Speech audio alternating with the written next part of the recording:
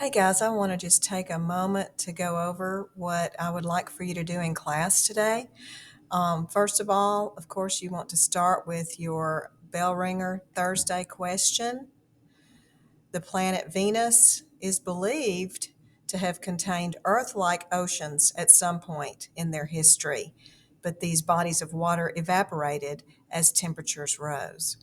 So you want to take a look at there, the word that's underlined, and you need to decide whether, first of all, whether it is the correct word to use, because you need to look at the noun that pronoun is referring to, which is called the pronoun antecedent. But look back at the noun that you think that they are talking about when they use the word there.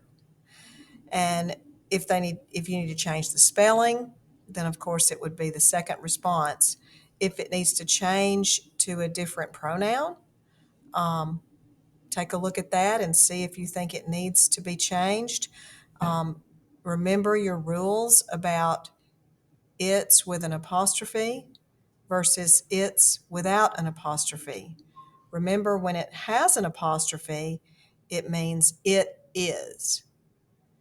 And then the other its without the apostrophe is the possessive form of the pronoun. So take a minute to answer the bell ringer, and then you're going to go on to DGP 10.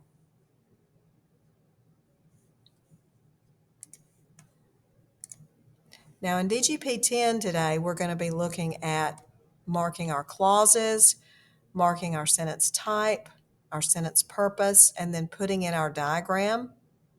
So when you're looking for clauses, you want to see how many verbs that you have in the sentence, and recall how many we marked on Tuesday. And if there were two verbs and two subjects, then that's going to determine how many clauses you have. So go ahead and label those. You want to label whether each clause is dependent or independent. And then you're going to use the diagram below to plug the words in. Now, I will say that if you're paying attention, I'll go ahead and give you a couple of freebies. You're going to put the word when on the dotted line because remember, it's a conjunction. It helps to join the two clauses together. Okay? Also, remember, a werewolf named Oliver is the predicate nominative, and it's going to go right here in this section. Make sure you include the underline so that I will know that you remembered that title should be italicized. And then once you're finished with that, you can go ahead and take a picture of it and post it to Google Classroom.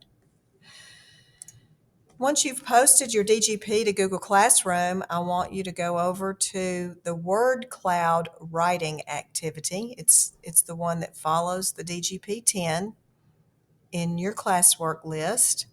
So you want to select the word cloud writing activity and jump over to the student copy. Now, on Tuesday, remember, we spent some time with our partners, people that sat around us, talking about these situations. And you were to complete your own response in each one of these blanks. Today, we're going to be working on writing, okay? And you're going to take the word cloud, which is provided for you on the other sheet.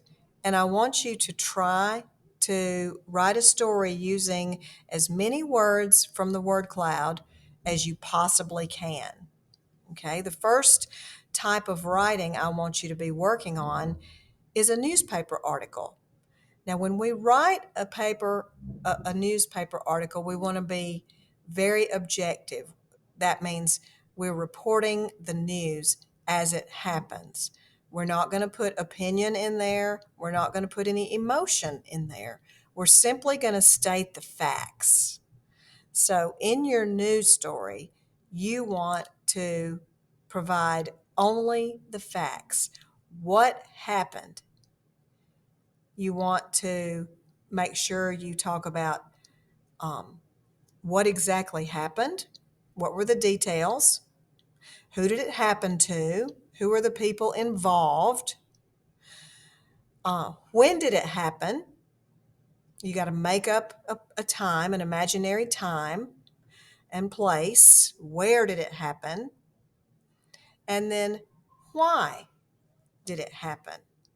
Make sure you include all of those elements in your objective news story. Now, you want to try to write at least a total of maybe 50 to 100 words, if not more, in your newspaper story.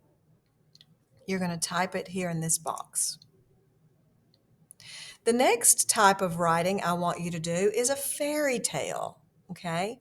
We're going to still use the words from the word cloud, and we're going to write it in the style of a fairy tale.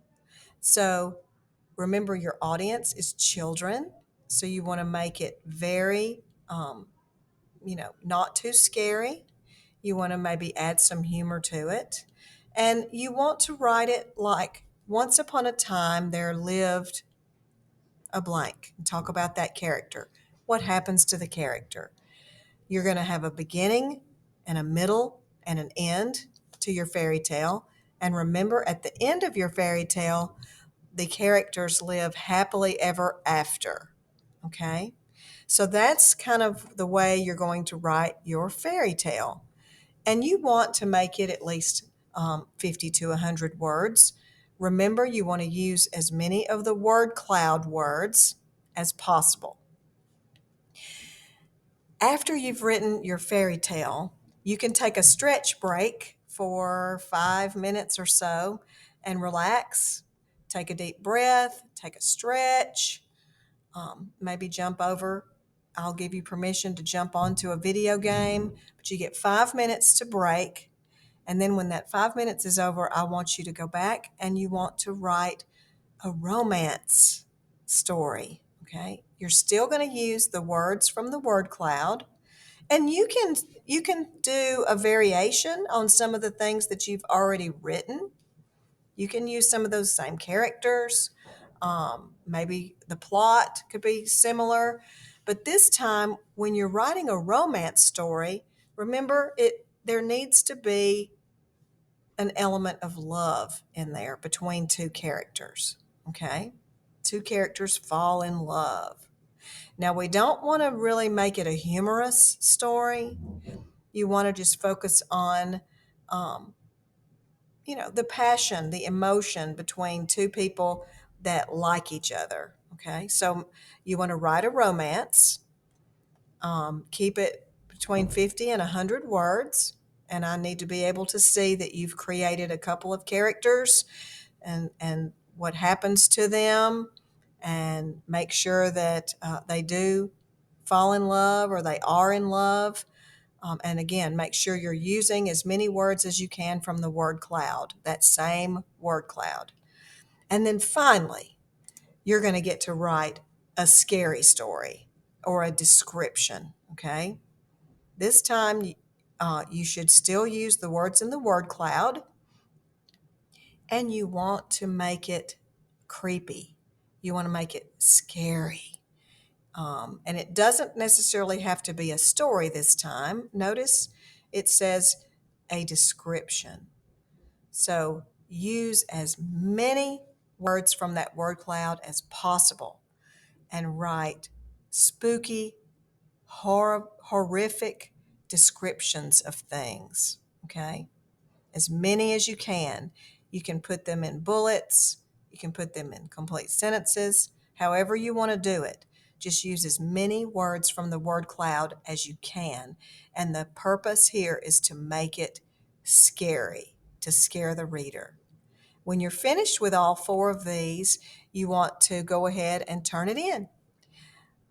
If you have any questions, feel free to email me. I am in the library conducting the school spelling bee, but I will be able to check my emails sporadically whenever I can. So I don't know that there will be any questions. But just make sure that you look at the word cloud when you're working with these four different types of writing, because I need to be able to see that you can change your stories up and make them sound different for different audiences and different occasions. Hope you have a great day.